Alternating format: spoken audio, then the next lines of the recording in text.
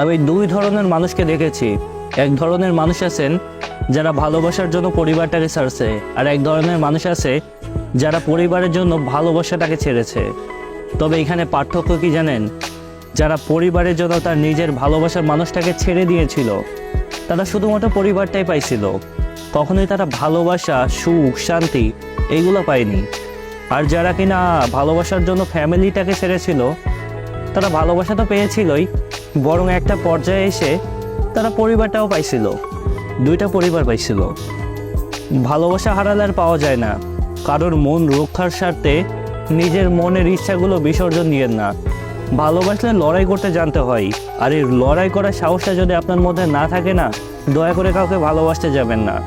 ভালোবাসা সঠিক হলে পরিবারের বিরুদ্ধে গিয়েও যদি কাউকে বেছে নেন, যখন আপনার পরিবার দেখবে যে আমার সন্তানটা সুখে আছে, ভালো আছে, তখন আপনার পরিবার আপনাদেরকে মেনে নিতে বাধ্য। তবে এখনকার বাস্তবতা হচ্ছে, পরিবারের জন্য কত দিনের সম্পর্ক এটা ডাজেন্ট ম্যাটার। তারা কোনো কিছুই না ভেবে সেই মানুষটাকে কষ্ট দেয়, অবহেলা করে দূরে সরিয়ে রাখে। কিন্তু কি অদ্ভুত দেখুন, এত কিছুর পরে ওদের মধ্যে কোনো অনুতপ্তবোধ কাজ করে না, বরং তারা একটা পর্যায়ে গিয়ে তাদেরকেই দোষারোপ করে।